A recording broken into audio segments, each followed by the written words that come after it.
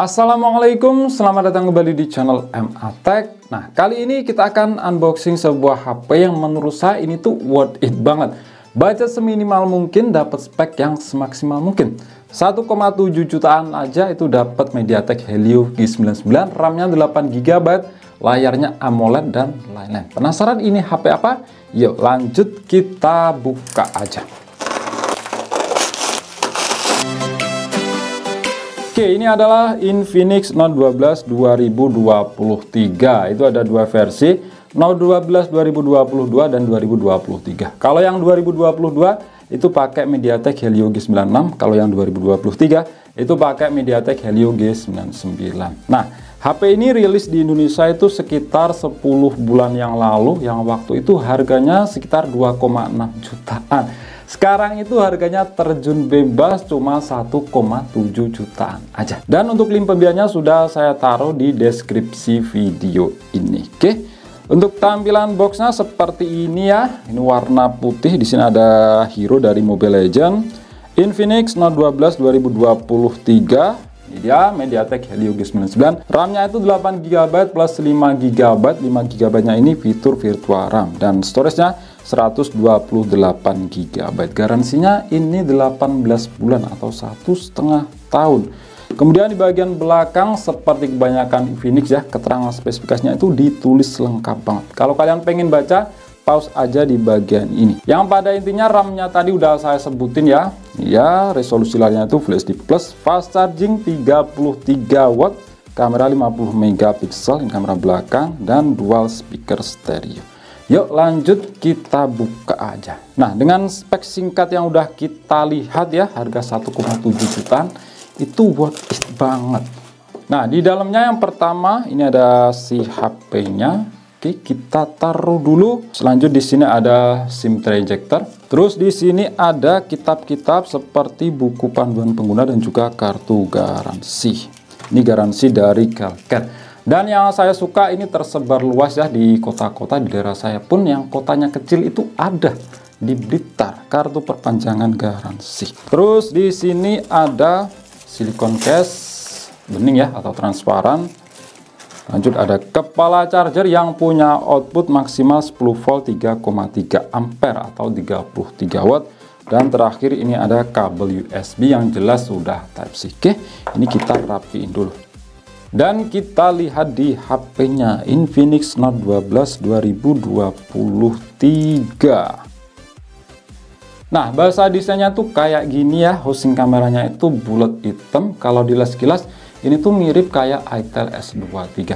Dan bahan back covernya ini tuh dari plastik, framenya sama juga dari plastik. Framenya ini flat ya. Ya seperti kebanyakan HP zaman sekarang. Punya saya ini warna putih, kalau terkena pancaran cahaya akan keluar motif kayak gini. Dan finishingnya bagian belakang ini tuh beda ya. Di sekitar kamera ini tuh glossy, sedangkan bagian bawah ini tuh ngedoff. Jadi gak gampang meninggalkan bekas sidik jari. Oke, kita cek dari sisi per sisi. Di samping kanan ada tombol power yang sekaligus juga menjadi sensor pemindai sidik jari. Di atasnya ada tombol pengatur volume. Di sisi atas kosongan aja. Di sisi kiri ada slot SIM. Kita lihat kira-kira punya tipe triple slot atau hybrid. Jadi di sini tuh punya tipe triple slot ya, dual SIM aktif plus micro SD. Lanjut di sisi bawah ada lubang jack audio 3,5 mm, lubang untuk mikrofon, port USB Type-C dan lubang untuk speaker. Di bagian belakang ada triple kamera dengan kamera utama itu 50 megapiksel. Dan ada 4 LED flash, khas banget dari Infinix. Itu kebanyakan punya 4 LED flash. Dan di sini ada tulisan Infinix. Di kamera kelihatan apa enggak? Kelihatan samar-samar. Terus di bagian depan dari bawaan ini sudah tertempel screen protector. Terus di sini ada kamera depan, lubang untuk earpiece yang sekaligus juga menjadi secondary speaker. Karena HP ini punya dual speaker stereo. Ada sensor-sensor dan lanjut kita nyalakan. Nah, ini saya akan kembali dengan keadaan sudah saya install beberapa aplikasi tambahan dan setting-setting. Tunggu saya untuk kembali. Oke, balik lagi. Jadi seperti ini tampilan home screen dari Infinix Note 12 2023. Nah, untuk model kamera depannya ini tuh masih pakai water drop notch, bukan yang tumpel di tengah, tapi menurut saya masih enak-enak aja lah dilihat karena pakai model huruf U dibanding yang model V. Ada yang bilang model V itu kayak simpak. Terus untuk bagian dagunya bukan yang tebal banget ya, itu masih banyak yang lebih tebal. Di sini tuh lumayan tipis. Oke. Lanjut kita coba untuk performa sensor media sidik jarinya yang ada di samping. Mantap, di sini punya performa yang udah cepet banget dan sangat akurat. Untuk ukuran layar 6,7 inch, resolusinya Full HD Plus dan panelnya udah AMOLED. Gak akan kita temukan di HP lain 1,7 jutaan AMOLED Full HD Plus. Cuma untuk refresh rate layar di sini tuh masih 60 Hz ya. Jadi digeser-geser itu mungkin kurang smooth kalau kalian terbiasa pakai yang 90 Hz atau ke atas. Dan untuk karakter warna layar di sini juga nggak bisa diubah. Defaultnya ini lebih ke biru-biruan ya atau ke cool. Mungkin harus membiasakan diri aja. Karena kalau untuk saya pribadi karakter seperti ini kalau dilihat lama-lama itu bakal cepet capek di mata. Itu menurut saya pribadi, nggak tahu dengan mata kalian. Dan kalau dibandingkan dengan kualitas layar AMOLED di ITEL S23 Plus, itu menurut saya lebih enak di ITEL S23 Plus yang karakternya itu lebih ke warm. Dilihat lama-lama itu di mata nggak cepet capek. Terus kita lihat di ponsel saya. Di sini pakai XOS versi 10.6.0 dengan versi Android 12 security patch level di 5 September 2023. Nah, ini versi terakhir yang didapat untuk saat ini ya. Tetap stay di versi Android 12. Tadi sempat saya update itu dapat 4 kali dan proses instalasi update-nya itu gila, lama banget. Kalau kalian pernah pegang dari Transcend Holdings, rata-rata memang seperti itu. Ratusan MB aja itu memakan waktu setengah jam lebih. Dan updatean sampai 4 kali ini memakan waktu 6 jam lebih. Itu gila, lama banget. Terus di sini keterangan lain untuk RAM 8 GB, ada fitur virtual RAM yang bisa ditambah sampai 5 GB. Jadi totalnya itu 13 GB. Dan ini keterangan spesifikasi yang lebih lengkap, nanti kita cek aja di aplikasi yang sudah saya install. Untuk konektivitas, di sini yang pasti ada yang namanya NFC. Oke, lanjut kita cek di aplikasi yang sudah saya install. Pertama device info HW, masuk SoC. Nah, untuk prosesor di sini pakai MediaTek Helio G99, octa-core 2,2 GHz, fabrikasi 6 nanometer. Dan GPU-nya Mali G57 MC2. Untuk harga 1,7 jutaan ini tuh udah mantep banget. Karena dibanding HP lain ya, masih banyak yang jual Helio G99 di harga 3 juta ke atas. Dan menurut saya juga ini prosesor 4G keluaran akhir-akhir ini yang performanya itu paling enak ya, paling kenceng dibanding prosesor 4G lainnya. Terus ke bagian screen tadi udah saya sebutin ya, resolusinya itu Full HD Plus 2400 x 1080. Penyimpanan RAM 8 GB, storage-nya itu 128 GB. Kamera belakang 50 megapikselnya itu pakai sensor Samsung S5K GN1. Sedangkan untuk 16 megapiksel kamera depan itu pakai sensor Hynix H1631. Baterai 5000 mAh, sudah support fast charging 33 watt. Untuk sensor kita cek di aplikasi Sensor Box. Nah, di sini sensornya juga udah mantep ya, karena punya sensor gyroscope dan gyroscope-nya itu hardware bukan software. Magnet juga ada.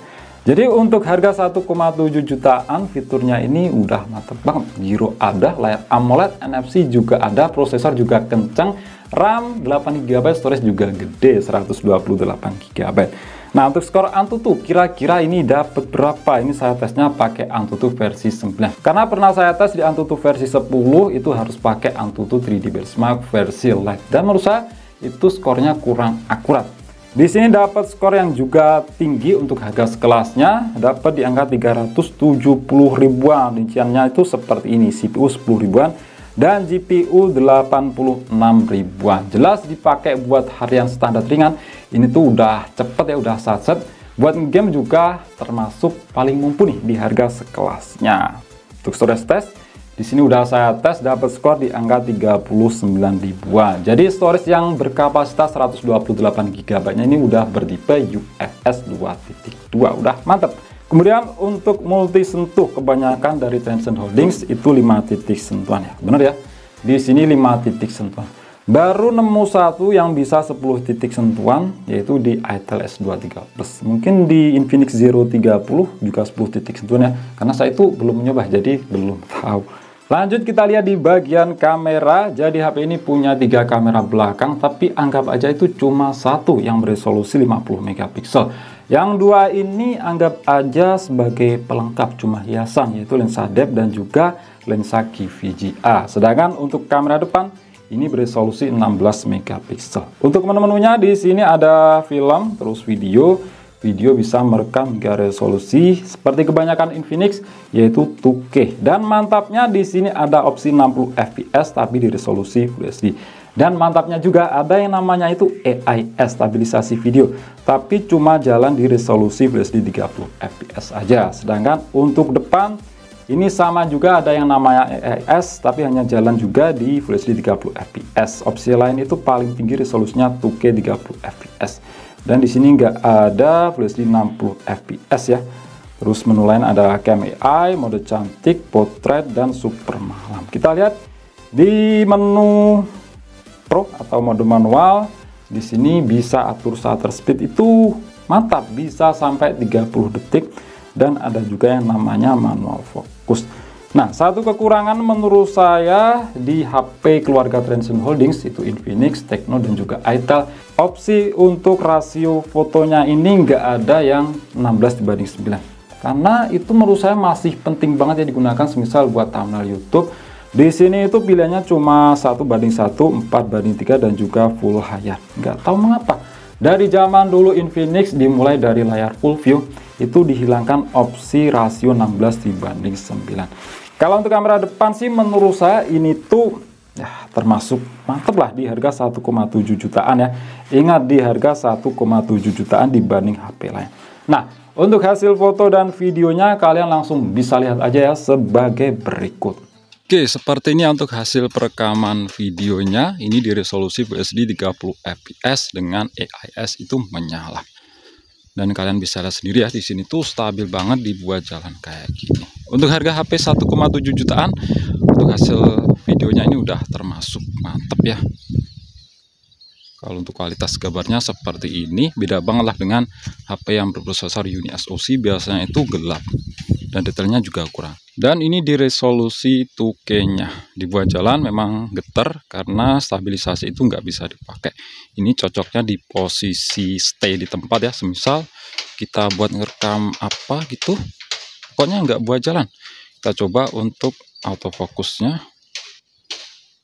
Oke, jadi di sini di resolusi 2K fokusnya masih cepat ya.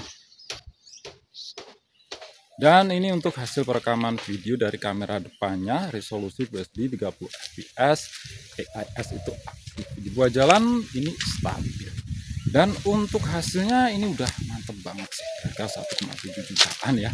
Warnanya itu akurat, kalian bisa lihat sendiri lah. Dan untuk kualitas mikrofonnya gimana menurut kalian? Sedangkan ini untuk resolusi 2K-nya, ini buat yang ngejar detail saya rekomendasikan pakai resolusi ini ya. Pokoknya nggak buat jalan, karena kalau dibuat jalan itu kerasa getar.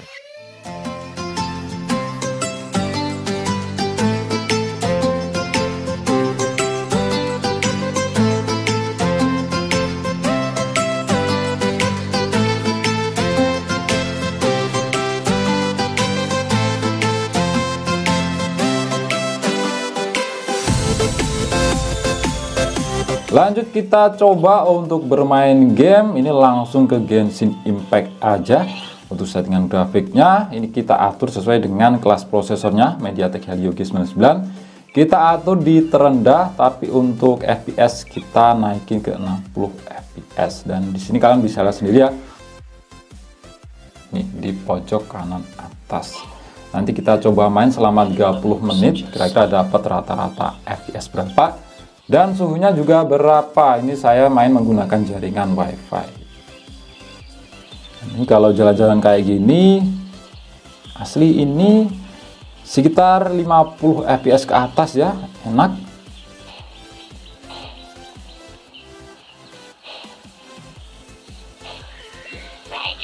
Tadi sempat ada fps drop karena masalah sinyal aja sih. Tadi itu sinyalnya merah.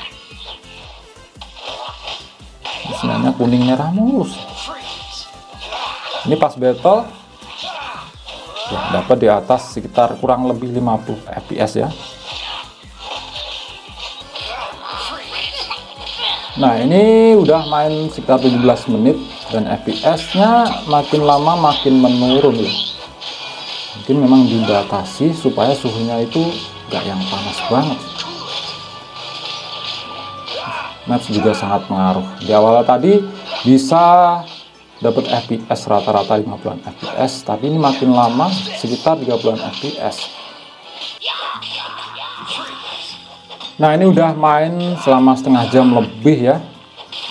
Dan dari tadi tuh fps mulai 10 menit ke atas itu cuma dapat sekitar 30 fps ya. Jadi makin lama makin turun.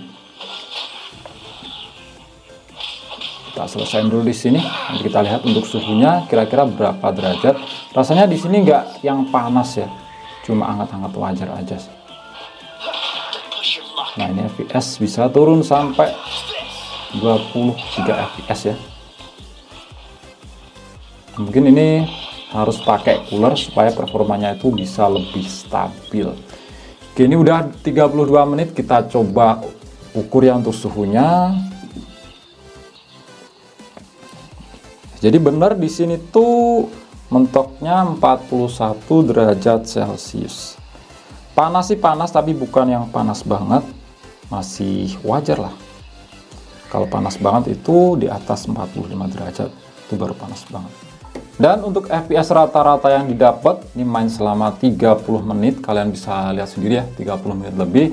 Dapat fps rata-rata 36 fps. Awal-awal sekitar 5 menit, ini masih dapat sekitar 50-an ke atas ya, tapi sesudah itu ya seperti dibatasi di 40 fps. Ini sekitar 30-an fps, 35, 39, 37 sekitar segitu. Tapi juga drop sampai di bawah 30 fps, tapi bukan yang parah banget ya. Itu sekitar 25 fps, 28. Dan kalau kalian lihat di sini ada yang turun drastis, ini karena pas lagi teleport. Ya, untuk harga HP 1,7 jutaan ini masih termasuk enak sih, karena di HP lain itu masih banyak yang FPS rata-ratanya di bawah 30 FPS. Ini pakai Helio G99 ya, untuk main Genshin Impact masih playable asal dengan settingan yang menyesuaikan. Lanjut kita coba ya untuk kualitas speakernya, yang di sini tuh punya dual speaker stereo.